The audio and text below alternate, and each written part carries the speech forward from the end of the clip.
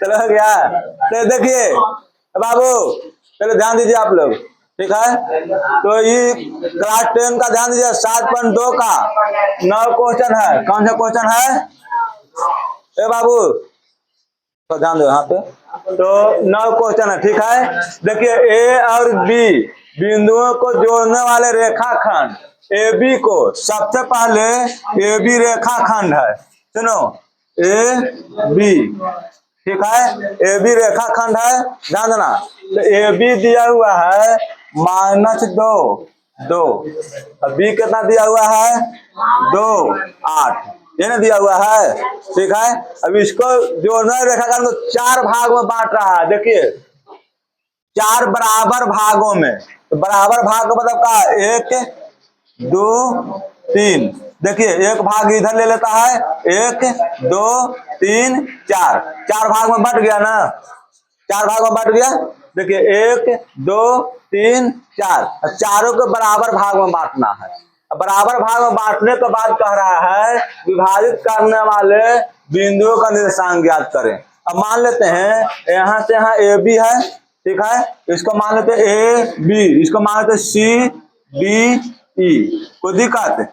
अब देखिए इस तीनों का निर्देशांक पूछ रहा है, ठीक है। अब देखिए 1 2 3 4, चारों बराबर भाग में है। इसका मतलब है कि देखिए सबसे पहले डी का निकालोगे तो डी तो सबसे बीच में है, डी क्या है बीच में है। जब बीच में है तो मध्य बिंदु का सूत्र लगेगा, और जब ई निकल जाएगा तो ई दोनों के बीच में ही होगा, ताकि बराबर भाग में ना बांट रहा है।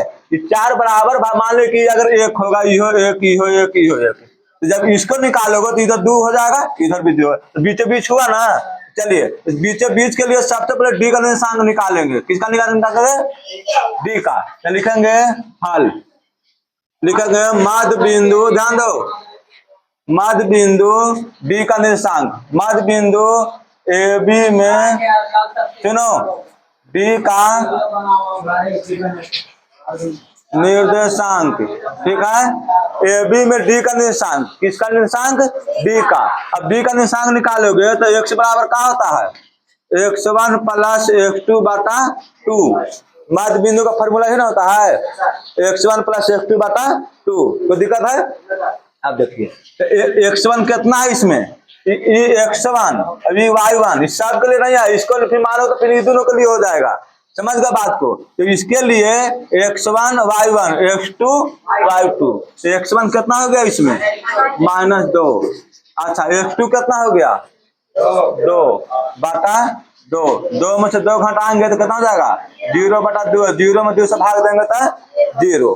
चलिए अब y का निकालेंगे, तो y बताओ y1 प्लस y2 बटा 2, तो y1 कितना है 2 और y2 कितना है 8 बटा 2, कितना हो जाएगा 8 2 10 बटा 2, 2 5 10 5, ये आ गया कितना 0 5, किसका? डी का, ठीक है। अब निकालेंगे सी का, तो ई ए डी का ए डी के बीच में सी है, किसके बीच में है? ए डी के बीच में। अब लिखेंगे, देखिए फिर चलेंगे ए डी में सी का निर्देशांक, ए डी में मध्य बिंदु सी का निर्देशांक, ध्यान से समझना, बहुत अच्छा है। अब देखिए सी का निर्देशांक में x बराबर, देखिए ए डी, ई दोनों के बीच में चलना है। कौन दोनों के बीच में? ए डी के बीच में। ए डी के बीच में x बराबर x1 प्लस x2 बटा 2, तो ए डी के बीच में ए और डी, इसको अभी छोड़ दीजिए, तो ए डी के बीच में x1 y1 x2 y2, समझ रहे बात को? अच्छा, तो ए डी में x1 कितना है -2, अब x2 कितना है 0। ए डी में चल रहे हैं, किस में चल रहे हैं? ए डी में। तो ए डी में x2 हो गया 0 बटा 2, 0 में -2 जोड़ेंगे तो -2 बटा 2 कितना हो जाएगा -1। अब निकालेंगे y बराबर, तो y1 प्लस y2 बटा 2, तो y1 कितना है 2, अच्छा y2 कितना है 5, तो 5 बटा 2, तो 5 में 2 जोड़ेंगे तो 5 2 7, समझ में आ रहा है ना? कोई दिक्कत ना है? चलिए ये आ गया, देखिए कितना आया जी 7 बटा 2, मिलाओ तो y बराबर 0.5, ठीक है ना ये वाला। y1 प्लस y2, y1 हो गया 2 प्लस 8। चलिए ठीक है, इस 7 बटा 2 आया, कितना आया -1। किसका आया जी, कितना आया जी -1 और 7/2, किसका आया जी सी का निशान। 2 को निकल गया, बाकी बच गया ई का निशान, किसका ई का। अब देखिए फिर चलते हैं, फिर देखो ई किसके बीच में है, डी और बी के किसके बीच में है, डी के बी, देखिए यहाँ फिर डी डी ई का मध्य बिंदु ई का निर्देशांक, किसका निर्देशांक ए का निर्देशांक। आप देखिए यहाँ ई का निर्देशांक, तो x बराबर कितना x1 प्लस x2 बटा 2। x1 कितना देखिए db में चल रहे हैं, db में ना जी, db में देखिए db में ई का निर्देशांक। x1 कितना है इसमें db में 0, अब x2 कितना है 2/2, तो 2 में बटा 2 बराबर 1।